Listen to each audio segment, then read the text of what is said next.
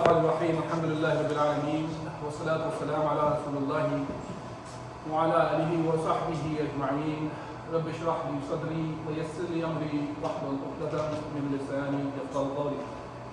Inshallah, today we'll talk about Aqeedah.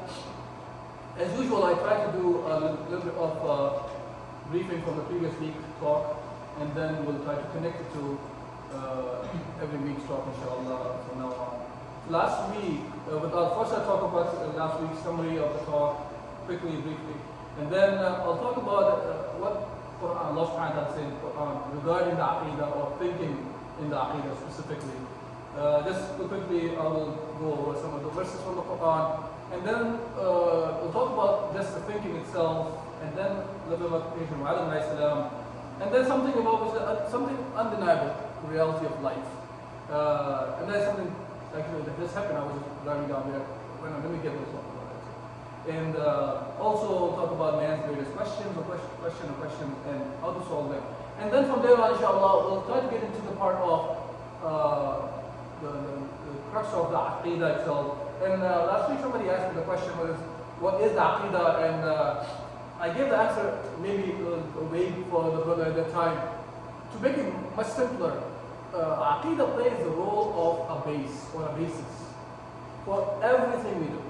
Now, this Aqeedah can be the Aqeedah of Islam, it could be Aqeedah of Kufr, Aqeedah of capitalism, Aqeedah of socialism, communism, and any kind of ism, or Islam, or it could be the Aqeedah of Hinduism, Christianity, and so on and so forth. Now, when we talk about the Aqeedah of Islam, inshallah, we'll talk about that. But that Aqeedah itself plays the role of a base or a basis for everything that we do. Any action that we undertake, Muslim, non-Muslim, whatever creed, whatever base, whatever Aqeedah that we carry, we believe in, our thoughts, thinking is based off that. Okay? So that's as far as the Aqeedah question that was asked last week goes. I just want to make sure that it's clear. As far as the last week talks goes, because I just want to put out some sort of introduction of why we are doing all this. So one of the key goals that we want to achieve out of this Aqeedah class or lecture that we're doing is we want to build confident Muslims. We want to be confident of who we are. And to be a confident Muslim, how do we develop this kind of a personality that a person becomes confident of whoever he is? We're talking Muslims, okay, we have to be confident of who we are. Okay. Second thing, when we try to build that, it means we're trying to build a Muslim who has a personality which is linked to Islam. Personality can be of many kinds, but all the personalities are built of the thinking, the way the person thinks, and how he acts upon it. At the end of the day, that's all it is. How you think and how you act. Now, your actions are based off of your thinking, and all the thinking that we do, all as Allah Azza wa Jal has presented the answer for that, and we act accordingly, that creates or generates Islamic personality. A person who denies Allah Azza wa Jal, who denies the creation by Allah subhanahu wa ta'ala, and he thinks that life is only this, whatever he's living in, he will have a completely different point of view of life. Hence, it is a very important subject to have the clarity on. The Aqeedah is a key for everything that we do. Hence, we better have clarity in this subject, and that's why we talked about that. And then we talked about last week a bit about the purpose of life.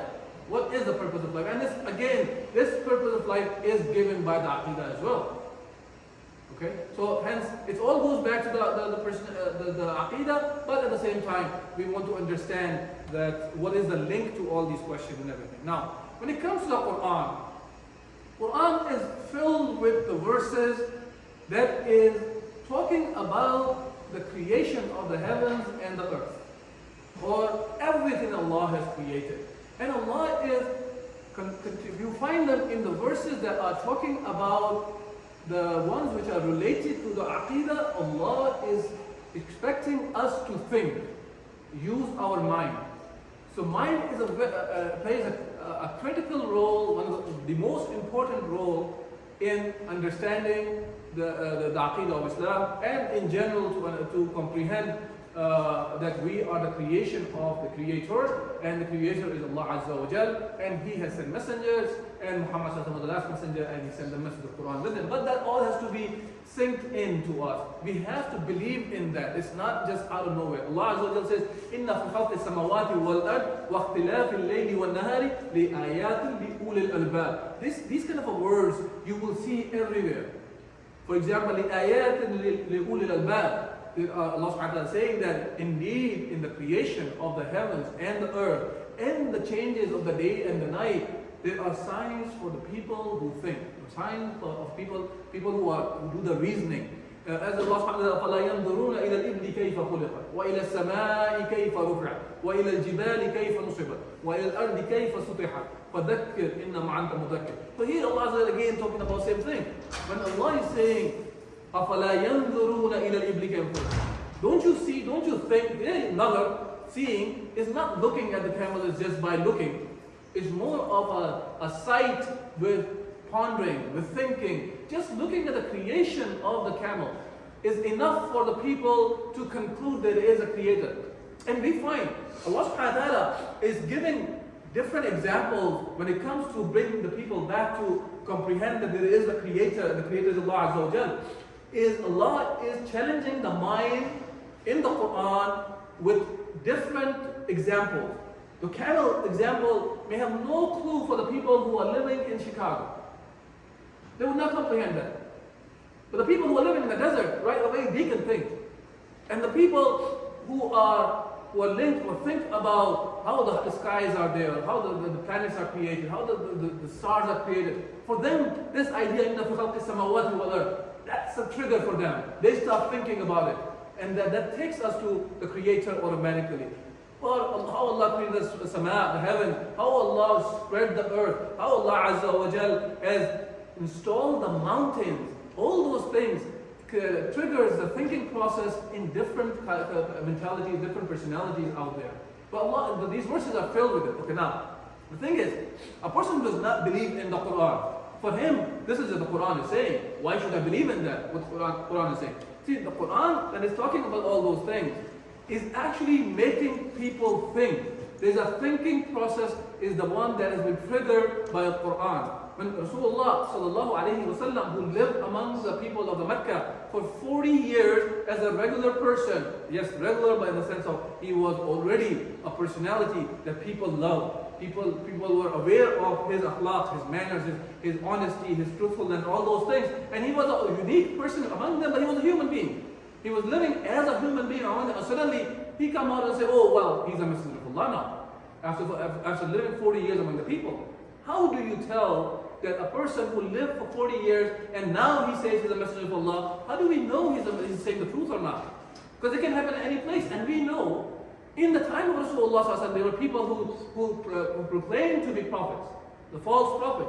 Whether it was Musaylama Kadhab, whether it was Tulayh, whether it was Sajah, whether it was whatever people, and later on until today, we find people who claim to be prophets. How do we tell if a person is a prophet or not? Again, it is the thinking, it is the mind that has to accept a person as a prophet or not a prophet, right? Now, even to accept that there is a creator, your mind has to accept this idea. So thinking plays a huge role when it comes to the Aqeedah. Similarly, Allah Azza wa Jalla says, but this verse is, فَلْيَنْظُرِ الْإِنسَانُ مِمَّا خُلِقَ خُلِقَ مِنْ مَاءٍ دَافِقٍ يَخْرُجُ مِنْ بَيْنِ الصُّلْبِ وَالتَّرَائِبِ. Allah Azza wa Jalla here, talking to Surah Tariq about that, let man see what he is created of. How Allah Azza wa Jalla has created from the liquid that's coming from the loin of a man and the woman, and then it mixed together, and that creates a man, a child. And that's about how the creation proceeds. But what about the one who came, the very first human being Allah Azza wa Jalla created? How did he come into existence? Or whether a person believes in Allah or not. People think about these questions, and I will get to that point. I just want to make sure that we understand that this is Quran. This is a Quranic way of making people think when talking about the Creator.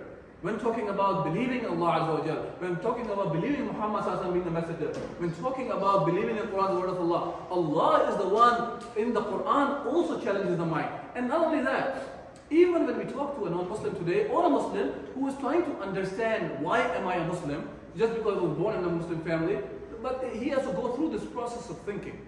This process of thinking that we are talking about, Allah is the one in the Quran challenges the mind the same way. Okay? It's not, Allah is a creator, of course He knows the inside out of the human being, how our psychology works, how our brain works, how our, all of, as a human, comprehensively how we work. Allah is the one who knows the best. Yeah? So Allah is challenging the mind. That's what something makes human beings unique from the rest of the creation of Allah Azza wa Jalla. Okay? Now, moving forward.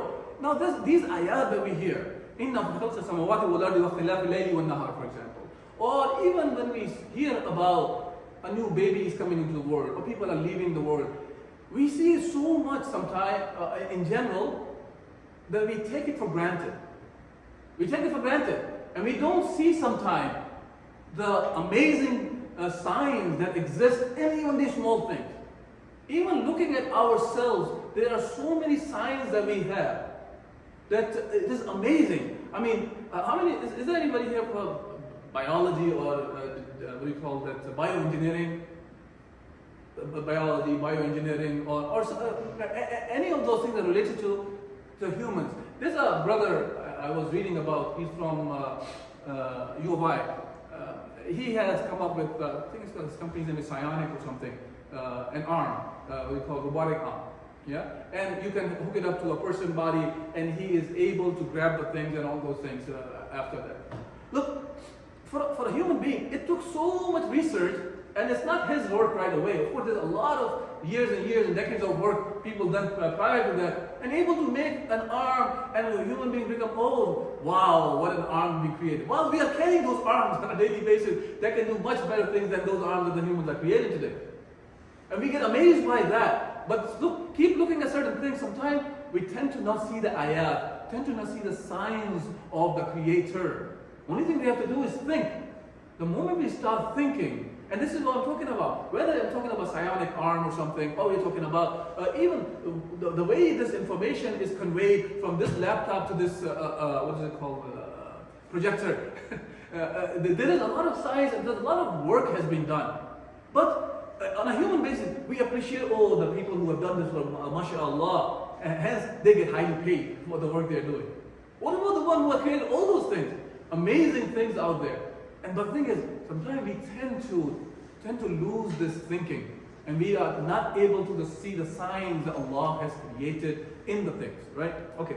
Now, I don't know why it's not moving forward.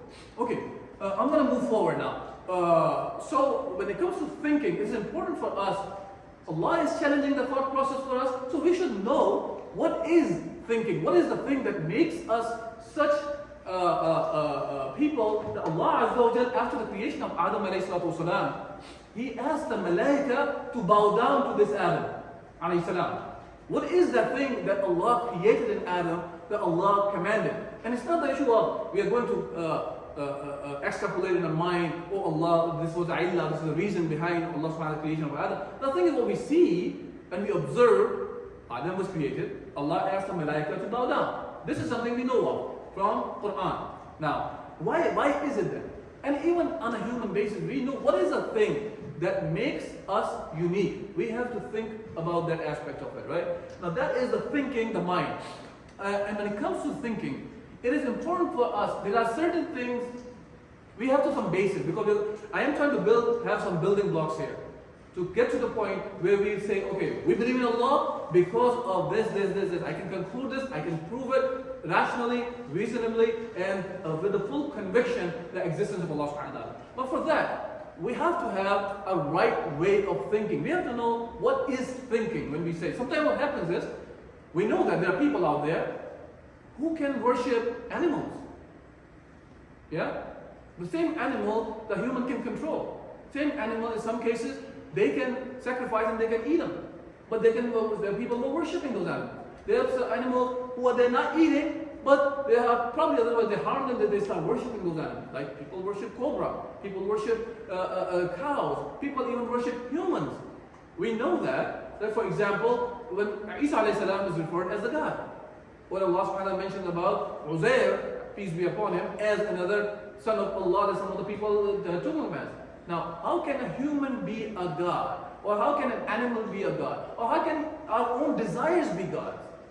Right? This idea of believing that there can be things can be God, this comes with if there is a flaw in thinking. Hence it is important for us to have correct way of thinking. And how do we think? It's not like a rocket science, by the way. We do that every day. For example, if I'm looking at this object, then we call this a phone because we have our senses that convey this information to a working brain. This brain is the one that has some information about object like this is called cell phone. So every thought that we conclude, and you can think of anything, I'm just giving this as one example, applies to anything. So you need to have a reality. So we cannot make or come up with, conclude a thought if the reality is not there. You have to have a reality.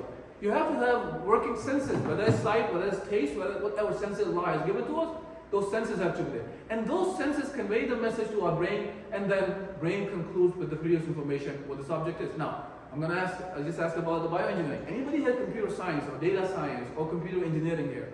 Okay. Now, AI, the people are very hyped up about, right? Okay. How does the artificial intelligence humans are trying to do today? The way they do it is, well, they collect some data set. And on the data set, they try to create a logic by writing the algorithms or writing the models that actually look at the data, okay, which is the data from a certain reality. So to take this data, and then it basically uses the computational resources to conclude based on whatever information we have fed, humans have fed, that if the data is like that, that means this or that. And so you continue to do machine learning behind the scene with the data sets. Yeah? And you conclude your answer. Now, those answers that we conclude in AI or machine learning, that's based on whatever information we fed. If the data is bad, garbage in, garbage out. Yeah? If data is good and your algorithm is also good, then you will conclude something right. This is why the models say, oh, it's 90% accurate, it's 85% accurate, it's 100% accurate, whatever the accuracy is. Yeah? Now, look at it. This is what humans are doing. This is why they call it artificial intelligence. They're using the very same thing, the way we already think. But who's the one who created all this in us? That's the question we should be asking. But sometimes we become so dumbed down by keep looking at the signs that we are around us that we take it for granted. It's no big deal. Like many of us take our parents for granted. Oh, they are there for me to help me. They are always there for me to take care of my bills. They're always there for take care of me in whatever problem I create, no matter how big the problem is. We start taking them for granted. But the moment we ourselves become parents, then we realize, oh man, this is what it means to be a parent. See, you start thinking actually.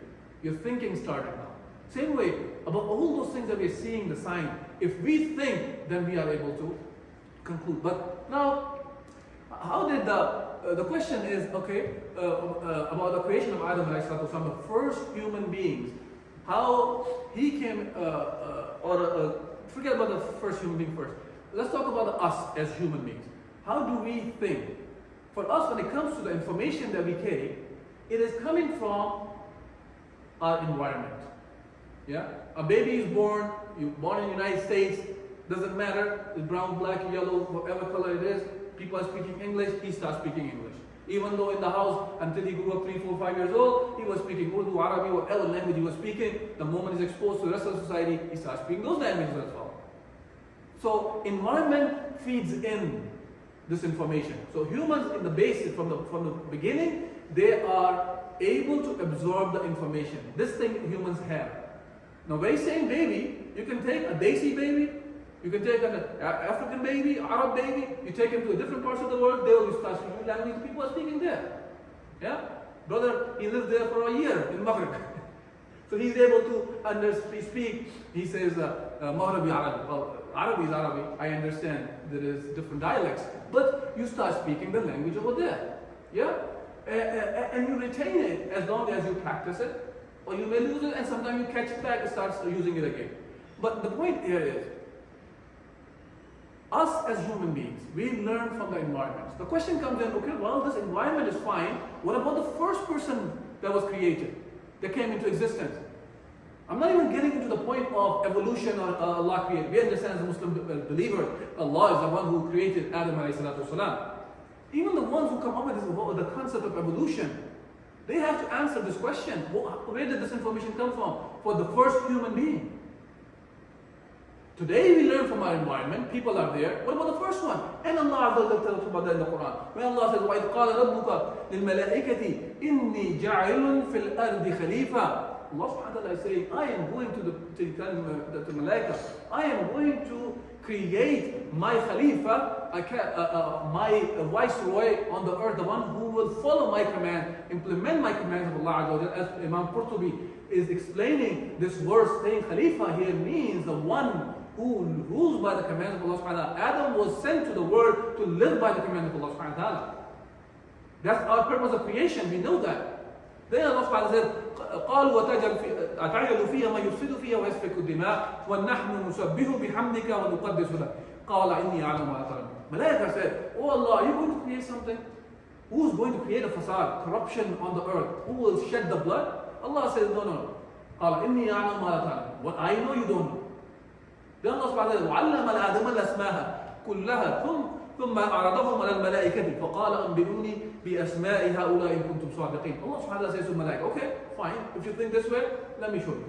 Allah subhanahu wa ta'ala taught the names of all the things to Adam alayhi salam. And then asked the Malaika, okay, if you are truthful of what you are saying, give me the names of those things. And subhanallah, what is the answer of the Malaika? قالوا سبحانك لا علم لنا إلا ما علمتنا. That they said that, oh Allah, you are, glory to be you, we don't have any knowledge except the one that you taught us. Now see, the answer is there for the question I was raising prior to that. The first human being received the information, the previous information about the thing by Allah subhanahu wa ta'ala. So this is not just random information thrown at Adam. This information has correlation with the reality. And this is how human beings work. We may learn, for example, you will learn things from me, but you can become better than me. Because you will be able to connect the things better than I can probably, or I miss certain things. And this is how human beings progress, right? And I may learn things from you, and I may be able to do better than them, or may be able to do worse. Then anyways, Allah subhanahu wa ta'ala says, قَالَ يَا آدَمُ أَنْبِهُمْ بِأَسْمَائِهِمْ فَلَمَّا أَنْبَهُمْ بِأَسْمَائِهِمْ قَالَ لَمْ قُلْ لَكُمْ إِنِّي أَعْلَمُ غَيْبَ السَّمَاوَاتِ وَالْأَرْضِ وَأَعْلَمُ مَا تُبْدُونَ وَمَا كُنْتُمْ تَكْتُمُونَ. Allah Azza wa Jalla says to Adam, oh Adam, okay, why don't you go and give the name? See, the thing is, if you have received the information, you'll be able to answer. And Adam was able to answer. See, this is a basic thing. Now, these evolutionists and all those people, they will come and say, oh, there's a missing link between the two species to turn into from one to another. Well, where is the missing link? So you are building everything on doubt. There has no basis. There's no reality out there, and they are building everything on it. See, Islam, when we are building things, whether it's the Quran, whether it's the Hadith, we even take the Quran and the Hadith in a manner, there is no missing link. There is no missing link. It is all connected. Who heard from who saw it, and then we go back and forth. Even the Quran, the brothers or the sisters who memorize the Quran, many of them, not all, many of them, some of them they do on their own. Many of them, when they memorize the Quran, you know, they get the whole sanad. Like the hadith, we say, حدثنا عن, we heard from him or hear from him, and on and on. Same thing goes to Quran. Even though Quran was written in the time of Muhammad sallallahu alaihi wasallam and is under his own supervision, and then compiled, and then it was given generation through generation. So the Huffaz of the Quran, they can give you the whole chain that they learned from this person, then from Fulan, then Fulan, and from the Sahabi radiallahu an, and from the Muhammad sallallahu alaihi wasallam. We don't talk about the thing, these are missing links. And Muhammad sallallahu alaihi wasallam is giving us information from Jibreel. Jibreel is giving from Allah Azza wa Jal. And in the cases Rasulullah get directly from Allah Azza wa Jal, whichever way we are going. But there is no missing link we are discussing here. Same thing goes for the hadith. Hadith is rejected or put into the weak category, cannot be accepted if there's a missing link. Okay, so that's about Adam alayhi salatu wasalam. Now, there is a, okay, I get 10 minutes? Is that 12:40 is okay, guys? Okay, now, this when I was driving down here today, my son was with me and he was in a meeting, and the first thing he heard on the phone in the meeting, somebody died. One of the students from here, I believe, from UIC, yeah? The person who died from here, UIC? Student must be from here. So he died. He was applying for some research, and one of the was the person who was being interviewed, and he died. Look, this idea of death, that we die, or we see death in front of us all the time, that always triggers a question in our mind. What happens after we die? People are dying in front of our eyes. Where do they go? Any of you have lost their loved one, or somebody they knew, or somebody, a family member, uncle, aunt, parents? Anybody here? My father passed away a few years ago, Allah yarhamu. And we know that, right? Many of us. But we go in a state of mind at that time. Oh, he died. Even though we hear about that, okay, in Morocco, how many? About 3,000 people died in the earthquake. Libya, over 20,000. Turkey, 50,000 people, 60,000 people, including Syria, a few months ago, not too long ago. When these things happen, we think about it, oh, okay, these people could have woken up, go to work, and do regular things, like we do on a daily basis. And we take this for granted. We don't think about it. It could have been what? It could have been us. We're not better than them, that they died and we did not die. So it could be us. So this makes us think about the reality of life. كُلُّ نَفْسٍ ذَائِقَةُ الْمَوْتِ. This reality, by the way, Muslim, non-Muslim, nobody can deny. We know that we're all gonna die. And this idea of death, that we're gonna die, it does make us think. Yes, we sometimes push that thought away, or try to come up with strange answers. But these strange answers can be problematic for us. Hence, we better think properly. This is why thinking is important. And to conclude with full conviction is important, that what's going to happen after we die. And these questions, when we talk about, that where did I come from and where am I going? Okay? Is a question on every child's lips at some stage. Every human being. Every human being. You guys, inshallah, if already not, you will be parents sooner or later. Please do not give these kind of answers that an eagle came down with a nest and dropped that nest with the baby in the hospital and my mom bring it home. This is not how the human being comes into existence. We know that. We have to prepare the minds of ourselves and the younger generation, and all, it doesn't matter, the mankind, in the proper manner, based on facts, based on truth. So this question comes to the mind. Where did we come from and where are we going? Okay? And what is the relation between man, life, and universe? When we say the man, life, universe, I don't want to just leave it like, okay, this is some philosophical question I'm raising. No, the thing is, this may sound philosophical, but man means all the human beings, life, what we do in our life, and universe, what is our relationship with everything around us? Is it the Big Bang that created us? And there is no creator, and we are just created for nothing? It's just a game? This is such a ridiculous answer, by the way, that everything is moving in such amazing balance. It cannot be done accidentally. We try to create some balance in certain things, even our silly lives. And we know how difficult it is to create a balance. Oh, balance in life and work, balance in life and school, or balance in, some people try to say, religion and life. But of course, we as a Muslim, we don't separate life from religion. Deen is the one that provides us a comprehensive way of life, how to live our life. Okay? There's no separation of church and state, separation of the masjid and the state in Islam.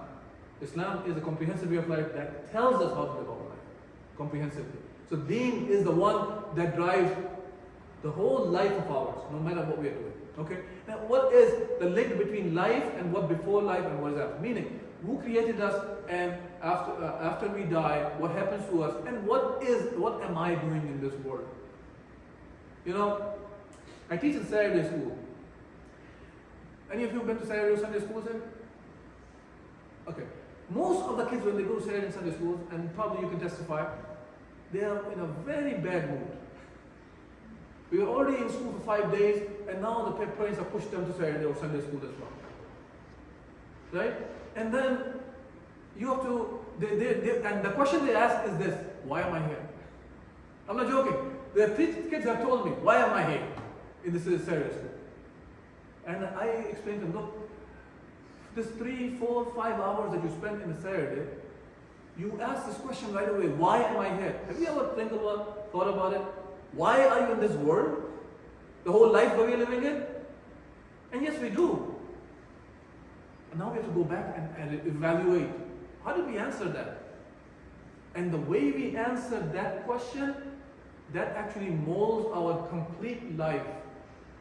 That's a comprehensive, this is why this Aqeedah that we talk about, that the basis or comprehensive answer must agree, this idea that says that, okay, this answer, whatever the answer will be, it has to agree with our thinking, our nature.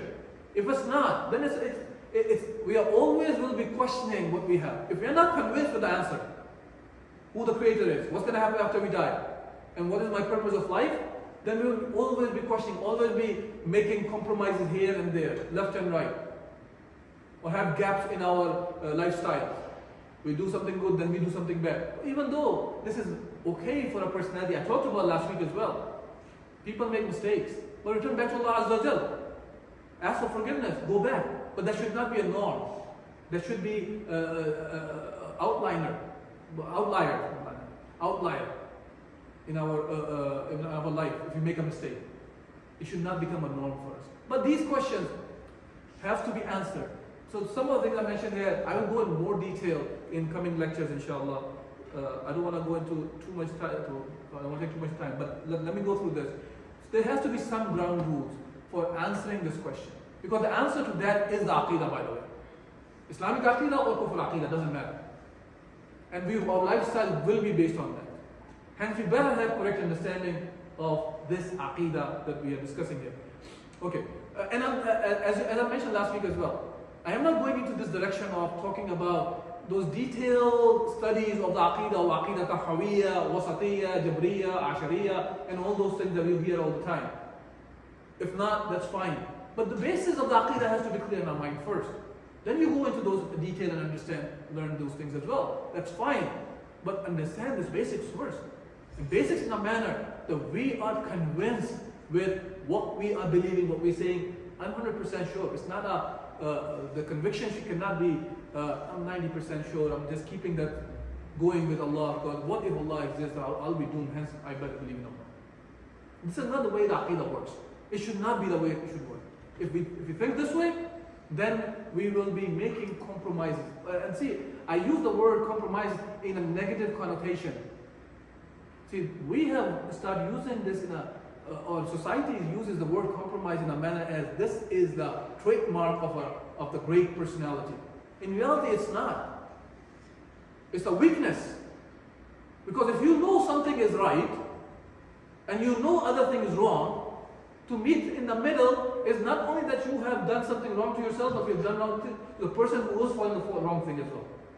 Because rather than you are convincing him something is right, what you have done is you gave up your grounds and he gave up his grounds. And now both are wrong. That cannot be right. Okay? Between two halal things, you are choosing the easier one, that's fine. But you cannot say, you're asking me to do something haram, I'm asking you to do something halal, but since we are at a deadlock, let's meet in the middle. Let's do a little bit of haram, a little bit of halal. This is silliness. This is a fault in a personality. And that creates disastrous personalities. I am not talking about differences of opinion in Islam and all those things, just to be very clear. Differences of opinion in Islam means these are all valid opinions in Islam. Okay? This is not the validity of differences in Islam. I'm talking about issues which are clear-cut haram, clear halal, and then you say, oh, let's be in the middle so everybody will be happy. Okay? Now, when we are coming to this conclusion, we make sure that number one, answer should be comprehensive. We must have the answer to the whole question of man, life, universe. Without this, any related question or problem is stemming from life may be left unanswered. And this question's answer is the solution for not only the solution for this problem, but it is the solution for all the problems that we have in our lives, because they're all interlinked. And I will explain more when we are discussing inshallah next week as well. I just want to make sure that you understand that. The second thing is, answer must agree with the reality and be verifiable facts. We're not discussing something nobody can comprehend and you say, well, only few people can understand, others cannot comprehend. No, this is comprehensible by everybody. Aqeedah carried by every one of us individually. And to answer a question rationally requires that we limit ourselves to what we can perceive and sense. Things that we cannot perceive and sense, they are not the ones we can talk about. This is not correct to talk about that. Yes, we can talk about after we believe in something that the Quran is the word of Allah. Quran tells us there's a Jannah and Nar, even though you and I cannot sense Quran, the Jannah and Nar. But there is something which is absolutely acceptable first. The Quran is the word of Allah, hence what Allah says is right. See, this is a different concept. But first we're talking about things that we can comprehend with our senses. Okay? So these criteria in mind, we can proceed to challenge ourselves in this most important of questions, a challenge which can solve this issue with 100% certainty. So what we're trying to do here is we are building the Aqeedah in a manner it convinces the mind 100%. It does not leave us with questions like people who become agnostic or atheists or leaving the deen. We want to make sure that this bases are clear in our mind, inshallah. So I'll stop my talk today here. If there are any questions or comments, I will inshallah try to answer them as if I know the answer myself also. If I don't, inshallah I'll try to get the answers for you in the following weeks as well. Okay.